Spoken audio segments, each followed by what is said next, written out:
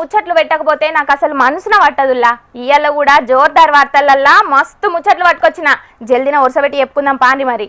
ఇక తాజా పంట సమర్పించు ఇయాల్టి జోర్దార్ వార్తలు. బీఆర్ఎస్ పార్టీ రజతోత్సవ సభల ఏం తక్కువ గంట సేపు మాట్లాడిన మాజీ సీఎం కేసీఆర్ సారు ఒక్క పారి కూడా సీఎం రేవంత్ అన్న పేరు తీయలేదు. కాంగ్రెస్ సర్కారు ఏర్పాటైన ఏడాది అర్థంలోనే తెలంగాణను ఆగం చేసిండ్రని అంటే వెంటనే కొంతమంది మంత్రులు బీఆర్ఎస్ పార్టీ 10 ఏళ్ల ఏలువడిలా ఏం చేసిండ్రో చెప్తాం అసెంబ్లీకి రమ్మని సవాల్లేసిండ్రు. ఇక ఇయ్యాలనేమో సీఎం రేవంత్ అన్న గిట్ల మాట్లాడిండు. 100 ఎలుకలు తిన్న పిల్లి తీర్థయాత్రలకు పోయిందంటే నేను మొత్తం మారిపోయినా అని వరంగల్ సభ అట్లుంది. చేసిన పాపాలన్నీ చేసి వరంగల్ పోయి నేను కడిగేసుకున్నా అని ఆయన అనుకుంటుండు.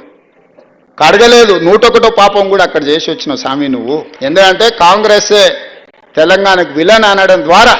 కానీ ఒక్కటి మాత్రం నాకు అర్థమైంది, నా పేరు తీసుకొని కూడా ధైర్యం రాలే. మొత్తం ప్రసంగం మీరు గమనించండి, ఎక్కడైనా పేరైనా తీసుకున్నాడా? మా కాంగ్రెస్ పార్టీ కార్యకర్తల బలం ఏందో దాన్ని బట్టి అర్థమైంది కదా. సీఎం రేవంత్ అన్న మాట్లాడిన ఈ మాటల మీద కారు పార్టీ లీడర్లు కూడా బాగానే సెటైర్లు వేస్తున్నారు. నేను ప్రతిసారి కేసీఆర్ పేరు దలుస్తా, నేను పోయిన ప్రతి మీటింగ్ లో కేసీఆర్ పేరు దలవకుండా ఒక్కపారి కూడా ఉండా, అసొంటిది నా పేరు కేసీఆర్ ఎందుకు తీయలేదని రేవంత్ రెడ్డి ఆ మీటింగ్ మొత్తం చూసి అరిగి అన్నం తినకుండా వండుకున్నాడని కారు పార్టీ ఎమ్మెల్సీ దాసో శ్రవణ్ అన్న మొన్ననే ఎడ్డిచ్చిండు కదా. అయినా కూడా ఇవాళ సీఎం రేవంత్ రెడ్డి ఆ ముచ్చట్ను మాట్లాడే వరకు ఇప్పుడు ఇంకిన్ని విమర్శలు చేస్తున్నారు కారు పార్టీ నాయకులు. ఏమన్నా కేసీఆర్ మాట్లాడుకుంటా అసెంబ్లీకి నన్ను రమ్మంటున్నారు, మా పిల్లలు మాట్లాడితేనే తట్టుకోలేకపోతున్నారని అన్న ముచ్చట మీద ఇలా రేవంత్ అన్న గిట్లా అన్నాడు. ఆయన అంటే నేను రాను అసెంబ్లీలకు, మా పిల్లల్ని పంపించినా అంటాడు. నేను ఆయన అడుగుతున్నా, పిల్లల్ని పంపించడానికైతే మీరెందుకు ప్రతిపక్ష నాయకుడిగా ఉండాలి, మీరెందుకు పార్టీ అధ్యక్షుడిగా ఉండాలి, మీరెవరు సభకు రాని ప్రతిపక్ష నాయకుడు మమ్మల్ని ప్రశ్నించే నైతిక హక్కు మీకున్నదా? మీ నైతిక హక్కు లేనప్పుడు మీకు మమ్మల్ని ప్రశ్నించే అధికారం ఎవరిచ్చిండ్రు అని నేను అడుగుతున్నా. అధికారం ఉంటేనే పని చేస్తారా, అధికారం లేకుంటే బాధ్యతలను గాలి గిడిచి పెడతారా అని కోపానికి వచ్చిండు. నేను మాత్రం మాట ఇచ్చిందంటే 100% పని చేస్తానని అన్నాడు. ఇక దీని మీద మాట్లాడిన ఎమ్మెల్సీ శ్రావణ్ అన్న ఏమన్నాడో ఈనుండ్రి. మీ ఇంట్లో ఉన్నటువంటి ఒక జూబ్లీ హిల్స్ ప్యాలెస్ లో I'm sure you would have had a bigger size of mirror. పెద్ద మిర్రర్ ఉండొచ్చు, నీకంటే పొడుగున్న మిర్రర్ ఉండొచ్చు. ఆ మిర్రర్ ముందు నిలబడండి, నేను 6 గ్యారంటీలు పూర్తిగా అమలు చేసినా అని చెప్పని ఆ మిర్రర్ ఇమేజ్ నడితే ఆ మిర్రర్ ఇమేజ్ చెప్తుంది నువ్వు చేయలేదు అని చెప్పని. మహాలక్ష్మి ఇచ్చినవా? రైతు భరోసా పూర్తిగా అమలు చేసినవా? రైతు కూలీకి 12,000 రూపాయలు ఇచ్చినవా? వరి పంటకు 500 రూపాయల బోనస్ ఇచ్చినవా? ఇందిరమ్మ ఇళ్ళు ఇచ్చినవా? ఉద్యమకారులకు 250 గజాల భూమి ఇచ్చినవా? నెలవారీ పెన్షన్ 4,000 రూపాయలు ఇచ్చినవా? యువ వికాసం 5 లక్షల విద్యా భరోసా కార్డు ఇచ్చినవా? ఏం చేసినావు చెప్పును? సిగ్గు ఎగ్గు లేకుండా నేను ఏం పథకం అమలు చేయలేదని చెప్పని మాట్లాడుతుండు. మెంటల్ దొబ్బిందా నాకు అర్థం కాదు. ఒక్కసారి you have not done it, you have to confess to the people that నేను చేస్తా అనుకున్నా కానీ చేయలేకపోతున్నా అని చెప్తారు. కానీ అన్ని చేసినా అని చెప్పారంటే మరి ఎవరు సమాధానం చెప్పాలి చెప్పి? మైండ్ డబ్బు ఉండాలా? ఏడాదిలోనే 2 లక్షల ఉద్యోగాలు ఇస్తామని చెప్పిండ్రు, ఇచ్చిర్రా? ఇచ్చిన 50,000 ఉద్యోగాల సుతం కేసీఆర్ ప్రకటించినాయే. అసలుకు ఏం పనులు చేయకుండానే చేసినామని చెప్పుకునేందుకు కొంచెమన్నా బుద్ధి ఉండాలని గట్టిగానే గరానికి వచ్చిండు. ఇక అటు మాజీ మంత్రి హరీష్ రావు సార్సుతో రేవంత్ రెడ్డి సార్ మీద బాగానే ఫైర్ అయ్యిండు. రజతోత్సవ సభను చూసినప్పటి నుంచి రేవంత్ రెడ్డికి నిద్ర పడతలేదు. కళ్ళల్లా కడుపులోనే కాదు నిలువెల్లా విషం నింపుకున్నాడు. కడుపులో పెట్టుకున్న విషాన్ని ఆపుకోలేక ఇలా బయటికి గక్కిండని కామెంట్ చేసిండు. ప్రజలు కష్టాలుంటే ఎందుకు అత్తలేవా నువ్వే అంటున్నావు, ఇంకో దిక్కు ప్రజలకు కష్టాలు లేవు మాది ప్రజాపాలన అంటున్నావు. రేవంత్ కు జపాన్ పోయొచ్చినాక మైండ్ పాడైనట్టున్నది, లేకుంటే రజతోత్సవ సభకు వచ్చిన జనాన్ని చూసి మైండ్ బ్లాక్ అయినట్టున్నదని విమర్శించిండు. అట్లనే ఇచ్చిన హామీల అమలు ఏమైందని ప్రశ్నించిండు హరీష్ అన్న. ఇక దేని మీదైనా చర్చకు సిద్ధం, ప్లేసు టైం నువ్వే చెప్పు అని సవాల్ కూడా చేసిండు. చూడాలి మరి వీళ్ళ మాటల పంచాయతీ ఏమైతుందో.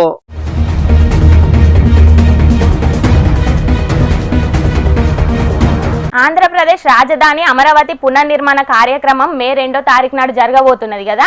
ఇక కార్యక్రమానికి ప్రధాని మోదీ సార్ కూడా అత్తున్నాడు కాబట్టి ఏపీ సర్కారు అన్ని తీర్ల ఏర్పాట్లు చేస్తున్నది.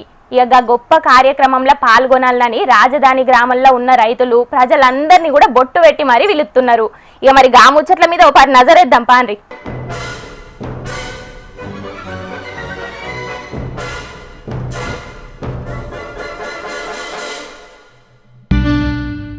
కూటమి సర్కార్ వచ్చినాక అమరావతి ప్రాంతానికి మళ్ళా మంచి రోజులు వచ్చినాయని ఇప్పటికే అక్కడి జనాలంతా మస్తు ఖుషి అవుతున్నారు. ఇక మే 2వ తారీఖు నాడు జరగబోతున్న రాజధాని పునర్నిర్మాణ కార్యక్రమానికి ప్రధాని నరేంద్ర మోదీ సార్ కూడా హాజరు పడుతున్నాడు కదా. ఈ కార్యక్రమంలో ఇంట్లోళ్ళంతా పాల్గొనాలని ఇంటింటికి తిరిగి బొట్టు పెట్టి మరీ రాజధాని రైతులు ఆహ్వానిస్తున్నారు. ఇక దీని మీద అక్కడి మహిళలు ఏమనుకుంటున్నారో అరుచుకునేటందుకు మా రిపోర్టర్ అన్నబోయిండు. మరి వాళ్ళు ఏమనుకుంటున్నారో మీరు కూడా ఇనుండ్రో పారి. మళ్ళీ మా అక్క వదిన అంటూ పలకరింపులతోటి మీరందరూ తప్పకుండా రావాలి, ఇది మన అమరావతి అభివృద్ధి చెందితే దానిలో ఉండే ఆవశ్యకత అనేది తెలియజేస్తున్నాం. ఆల్రెడీ మా వాళ్ళకి అందరికి తెలుసు. కాకపోతే వాళ్ళ మోడీ గారికి కూడా జన సమూహాన్ని చూపించుదాము, మన ప్రతాపం ఏంటో చూపించుదాం, మన గ్రీన్ కండవా వాల్యూ ఏంటో చూపించుదామని ఒక ఆలోచనతోటి మేమైతే వాళ్ళని ఇంటింటికి తిరిగి ఆహ్వానిస్తున్నాము. అందరం కూడా తప్పకుండా అనుకున్న దానికంటే రెట్టింపు జనాన్ని అయితే గ్యాదర్ చేయాలనే ఒక దృఢమైన సంకల్పంతో ఉండాం. ఆ సంకల్పం అనేది నెరవేరుస్తాం కూడా. ఇన్నారుల్లా, ఇది మన అమరావతి, మన రాజధాని. మనం కొట్లాడి సాధించుకున్నాం కాబట్టి రాజధాని రైతుల బలమేందో ప్రధాని మోదీ సారుకు సూచించేటందుకు బగ్గమంది జనాలు ఆ కార్యక్రమానికి ఓవాలని చూస్తున్నారట. మా పల్లెటూర్లు మహానగరాలైతున్నాయని అమరావతి రైతులు మస్తు ఖుషి అవుతున్నారట అక్కడోళ్ళు. రెండో పారి మళ్ళా అదే రాజధానికి శంకుస్థాపన చేస్తున్నారని గీ అమ్మనే అడుగుతే ఏమంటున్నదో ఈనుండ్రి.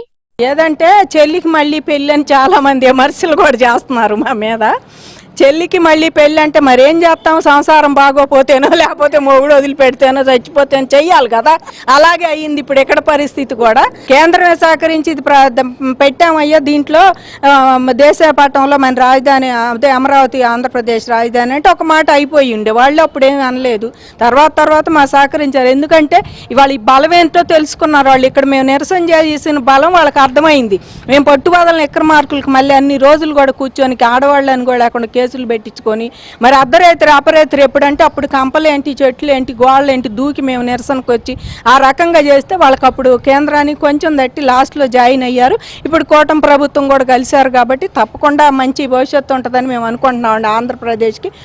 ఇన్నారా, ఇన్ని రోజులు మేము చేసిన ఆందోళనలకు కేంద్రం దిగచ్చి మా రాజధాని నిర్మాణానికి ముంగటికొచ్చింది కాబట్టి సంతోషం అని అంటున్నారు అక్కడి జనాలు.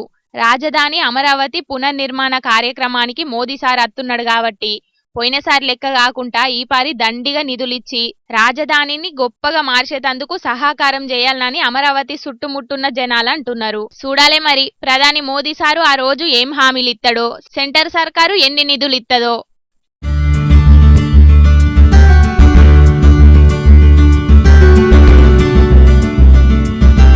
ఎన్నికల్లో గెలవనీకి లీడర్లు చాలా హామీలిస్తుంటారు ప్రజలకు. కొంతమంది గెలిచిన ఎంబటే ఆ పనులు పూర్తి చేసే పని ముంగటేసుకుంటారు. కానీ కొందరు మాత్రం గెలిచినాక ఇచ్చిన హామీలన్నీ ఆది మారుస్తారు. ఇక అట్లా చేసే లీడర్లను జనాలు ప్రశ్నించే ముచ్చట్లు కూడా మనం ఆడాడ యూత్తనే ఉంటాం. కానీ ఈ ఎమ్మెల్యే సారును మాత్రం గెలిపించిన కార్యకర్తలే ఎట్లా అరుచుకున్నారో చూద్దురు పాండ్రి.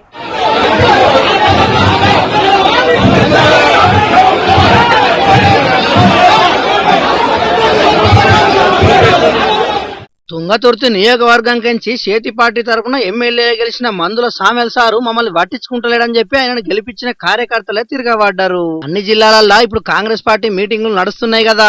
ఇక అట్లా తుంగతుర్తి నియోజకవర్గంలో ఏర్పాటు చేసిన మీటింగ్ కు సామెల్ సారు హాజరు పడితే కార్యకర్తలు ఇట్లా గరానికి వచ్చిర్రు. మందుల సామెల్ సారు ఎమ్మెల్యే గెలవాలని చాలా కట్టబడ్డాం, అయినా కూడా ఇప్పుడు మమ్మల్ని పట్టించుకుంటలేడు.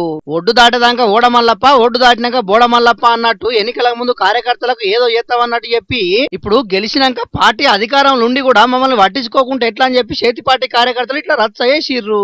నీ గెలుపు కోసం కష్టపడ్డ మమ్మల్ని పట్టించుకోవా, మాకే సంక్షేమ పథకాలు రాకుంటే సామాన్య జనాలకు ఎక్కడొస్తాయని సిర్రుపుర్రులాడిరు. ఇట్లా ఇటు మాకేం పనులు ఎత్తలేరని జనాలు అంటున్నారు, అటు మిమ్మల్ని గెలిపించినా మాకేం ఫాయిదా లేదని కార్యకర్తలు అనబట్టే. ఇంతకు కాంగ్రెస్ పార్టీ నుంచి ఎమ్మెల్యేలు గెలిచి ఎవరిని ఉద్ధరించిరని గరానికి వస్తున్నారు రాజకీయాలతో సంబంధం లేని జనాలు. అవు మరి వాళ్ళన్నది కూడా నియమే. ఇటు దగ్గరుండి ఓట్లేంచిన కార్యకర్తల మెప్పు పొందకుండా అటు జనాల మెప్పు కూడా పొందకుండా గెలిచినా ఏం ఫాయిదా చెప్పుండ్రి. అయినా ఒక మందుల సామెల్ సారే కాదు, చాలా మంది చేతి పార్టీ ఎమ్మెల్యేల పరిస్థితి కూడా గట్లనే ఉన్నదట. ఇక కొంతమంది ఎమ్మెల్యేలనైతే ఎవరు ఖాతరు కూడా ఎత్తలేరట. నిన్ననే చేతి పార్టీ ఎమ్మెల్యే ఆదినారాయణ సారు తెలియకుండానే అధికారులు పనులు చేస్తున్నారని కోపానికి వచ్చిన ముచ్చట మన జోర్దార్లు చెప్పుకున్నాం కదా. ఇక ఆదినారాయణ సారు బయట పడ్డాడు గాని ఇంకా కొంతమంది మాత్రం అధికార పార్టీలో ఉండి కూడా అధికారులు ఖాతరు ఎత్తలేరని చెప్పుకుంటే పరువు పోతుందని బయట పడతలేరట. చూడాలి మరి రాబోయే రోజుల్లో కాంగ్రెస్ పార్టీ ఎమ్మెల్యేలు లీడర్ల పరిస్థితి ఎట్లుంటదో. మా ముసలి మోతవారు ఏం చేస్తున్నాడో అరుచుకుందాం పాండ్రి. ఓ రాములు ఉన్నావయ్యా? ఏమెండలు ఇంట్లోకి పోతే ఉబ్బరిస్తుంది, బయటికి వస్తే ఎండ దొంగతుంది. ఎంత సమ్మగా ఉన్నది చూడు. ఓ పొల్ల మంచిగా పట్ట మొత్తం నానాడా నేను. పని పాట లేనోడు పిల్లి తల గోరిగిండు అన్నట్టున్నది మా ముసలోని కథ. ఓ పెద్ద మనిషి, నువ్వు చేయాల్సిన పనేంది, చేస్తున్న పనేంది? ఈ పనిని పాత్ర పెట్ట ఎండలు గీ తీరుగా కొడతా అంటే గీ ఎండలలో నేను ఎడిగిపోయి ఏం పని అని చేయనే. అరే ఇగో గిట్ల పంపులు పెట్టుకొని నీళ్లు కొట్టుకుంటున్నా కూడా అసలు వశమే అయితలేదు.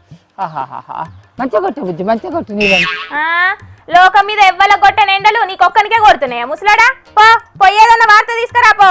ఓని కండల కంపగొట్ట ఆ వేసి రూమ్ లో కూర్చొని రాసిచ్చిన వార్తలు చదివండి కీడు ఏర్పడుతుంది. ఏరు తిన్నదానా బయట ఎండలు ఎత్త కొడతాను ఎరికేనా? అరే మరి ఈ ఎండలు గింతగనం కొడతానయి. ఈ ఎండలలో ముసలోడు పోయి వార్తలు ఏం తీసుకొస్తాడు? ఈ ఎండాకాలం వెళ్ళేదాకా సెలవులన్నీ ఇద్దామన్న సోయింది ఆయన నీకు. తీసుకో, ఎండాకాలం వెళ్ళేదాకా ఏమున్నది, ఆనకాలం వెళ్ళేదాకా కూడా సెలవులు తీసుకో. జీతం కూడా గట్లనే, పని చేసిన రోజులే తీసుకో మరి. ఓ దీన్ని ఇట్లా మన్ను కొట్ట ఏమన్నా అంటే జీతం మీద పడి ఎడుతుంది కదా. అరే నన్ను ఏం చేయమంటానువే? మా పటాలు అయిందంటే వానలు దోమ వచ్చే, పొద్దంతా ఎండ ఏమో తోముడు దోమ వచ్చే. ఈ ఎండలకు నేను పోయి ఏడసావనే వార్తలు తీసుకొచ్చేదందుకు. జరంతా ఓటుకోబట్టి రాయ, నీకు పుణ్యం ఉంటుంది. ఎండాకాలం అన్నప్పుడు ఆ మాత్రం ఎండలు కొడతాయి మరి. అట్లా నీ నడింట్లో మలుసుకొని అంటే ఎట్లా వెళ్తుంది పెద్ద మనిషి? అరే ఎన్నెళ్ళు లేని ఎండలు కొడతానే అయ్యాడు. అది కాక ఈ వస్త్రాన్ని అకాల వర్షాలు చేయబట్టి ఒక పక్క ఎండ ఇంకో పక్క వాన ఉబ్బరిచ్చి మొత్తం గబ్బు గబ్బు లేస్తాను అంచనా. అవునే తాత, ఈ ఏడు ఎండల తీవ్రత ఎక్కువ ఉన్నదాటనే.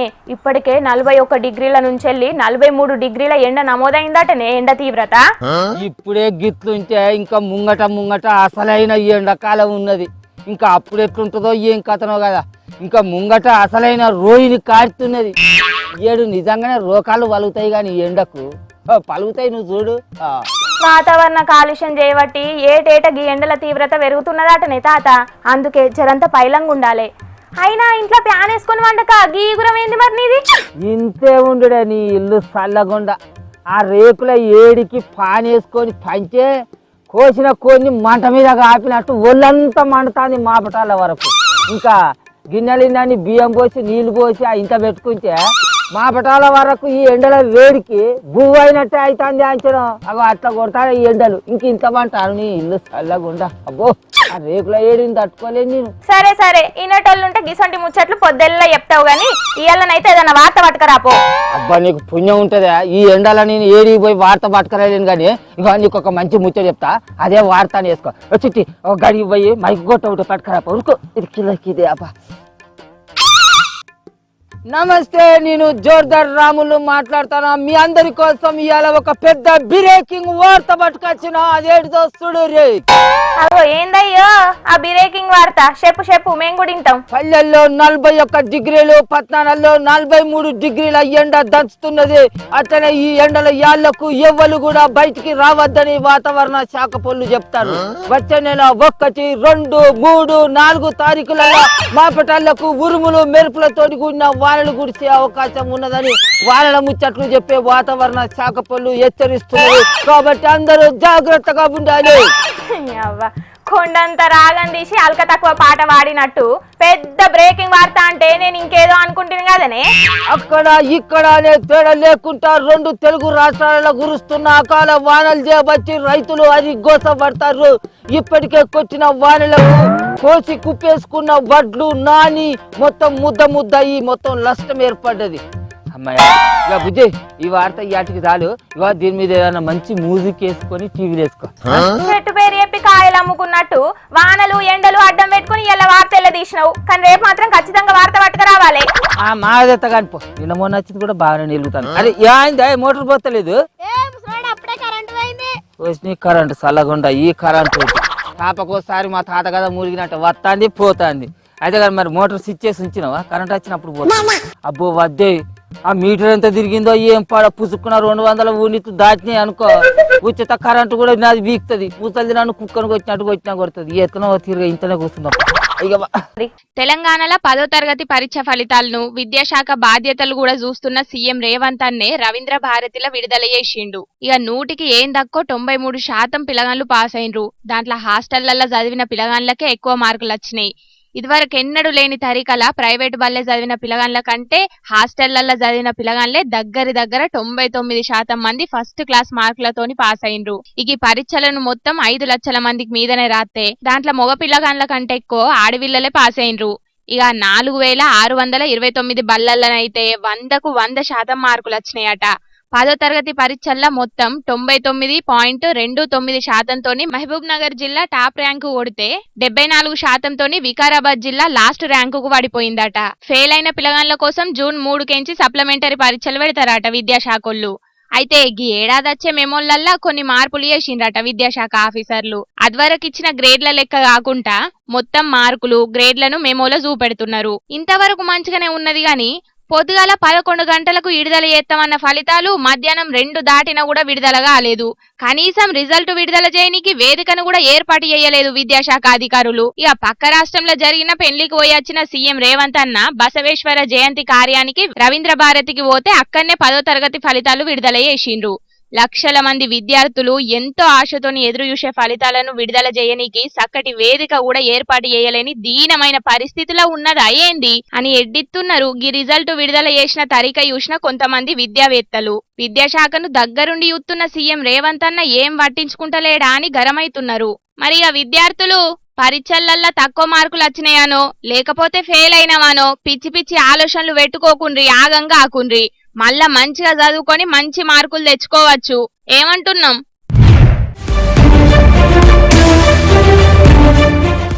అరే గిడేదో పోలీసోళ్లకు పబ్లిక్ నాడు మా బగ్గనే లొల్లి పంచాయతీ అవుతున్నది కదా. ఆగో చూసిండ్రా గీనెవలో గాని పోలీస్ అన్నతోని మాట్లాడుతుంటే సార్ ఎట్లా గరమైతున్నాడో చూడుండ్రి. ఏలు పెట్టి చూపెట్టుకుంటా గల్లబట్టి నూకి పారేసిండు గిట్లా. సూర్యాపేట జిల్లా శాలి గౌరారం అనే ఊళ్ళో జరిగింది ఇది. ఆ ఊరికోయిన కలెక్టర్ సారుకు పోతురాజ్ అనే గీ రైతన్న కట్టాలు చెప్పుకునేటందుకు స్టేజ్ మీదకి పోయి సార్తోని తిప్పలు చెప్పుకుందామంటే పోలీసోళ్ళు అస్సలకే పంపించలేదట. ఆగో సార్ వచ్చిందే మాకోసమాయే, మా సమస్యలు ఏంటియో అని అడిగి తెలుసుకునేటందుకేనాయే. గసొంటప్పుడు మీరు మమ్మల్ని ఎట్లా పంపించారని పోలీసోళ్ళని అడిగిండట. ఆగో నువ్వేమో లావు మాట్లాడుతున్నావని గరమైన పోలీస్ అన్న గీ తీరుగా రైతును గల్లబట్టి అవతలకి గెంటేసిండు. ఇది చూసి ఆడున్నోళ్ళు కూడా మస్తు పరిశాన్ అయినరు. గాయనేమన్నా క్రిమినలా లేకపోతే టెర్రరిస్టా? తిప్పలు చెప్పుకోవడానికి కలెక్టర్ సార్ తానకు పోతామంటే గిదేం పోలీస్ రూబాబ్ అని గరమైనరట కొందరు ఆడున్నోళ్ళు. ఫ్రెండ్లీ పోలీసింగ్ అనే పేరుకే చెప్పుకుంటున్నారు గాని జనాల మీద మాత్రం పోలీస్ జులుం చూపెడుతున్నారని గరమైతున్నారు చాలా మంది గిది చూసినోళ్ళు.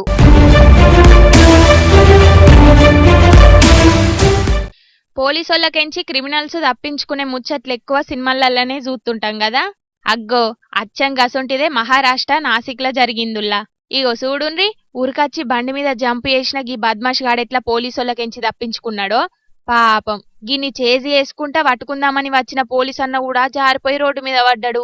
ఇక ఎంబటే బద్మాష్ గాని పట్టుకోనికి ఉరుక్కుంటా తతిమ పోలీసోళ్ళు కూడా బగ్గనే ఆపసోపాలు పడ్డారు. కాకుంటే వాడు దొరకలే. గప్పటికే బద్మాష్ గాన్లు ఇద్దరు ఆడికెంచి పరారైన్లు గిట్లా. అయితే అసలు ముచ్చట ఏందంటే ఏదో కేసు ముచ్చట్లా గీ బద్మాష్ గాన్ని కోర్టుకు తీసుకుపోయిన పోలీసోళ్ళు తిరిగి జైలుకు తీసుకొస్తుంటే గీ తిరగయేసిండ్రు బడ్వేగాన్లు.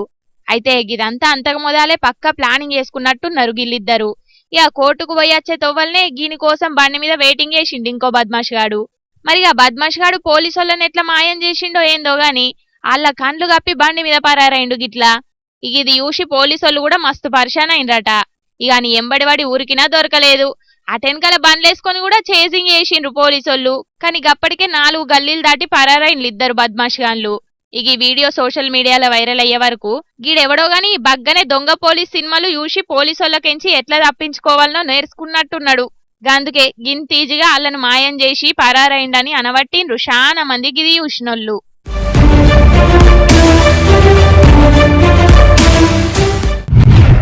జనాభా లెక్కలతోనట్టుగానే కులగణన కూడా వెయ్యాలనని సెంటర్ సర్కారోళ్ళు డిసైడ్ చేసిండ్రు ఇయ్యల్లా. ఇక ఇయ్యల్లైన క్యాబినెట్ మీటింగ్ లా గీ ముచ్చట మీద మాట్లాడి నిర్ణయం తీసుకున్నారు. కులగణన పేరు మీద కాంగ్రెస్ వాళ్ళు అడ్డగోలు రాజకీయం చేస్తున్నారు తప్పితే వాళ్ళు ఏపిచ్చిన కులాల సర్వేతోని ఎసొంటి ఫాయిదా లేదు. కాంగ్రెస్ పార్టీ పాలిస్తున్న రాష్ట్రాల్లో చేసినట్టు మేం ఫేక్ సర్వేలు చెయ్యం. మా లెక్కలన్నీ ఖచ్చితంగా ఉంటాయి. గందుకే జనాభా లెక్కలు చేసినప్పుడే కులగణన కూడా చేస్తామని క్లారిటీ ఇచ్చిండ్రు సెంటర్ సర్కారోళ్ళు. ఇక యావత్ దేశం ఎప్పుడెప్పుడా అని ఎదురు చూస్తున్న కులగణన మీద సెంటర్ సర్కారోళ్ళు తీసుకున్న ఈ నిర్ణయానికి విపక్షాలన్నీ కూడా సై అంటున్నాయి. ఇక సీఎం రేవంత్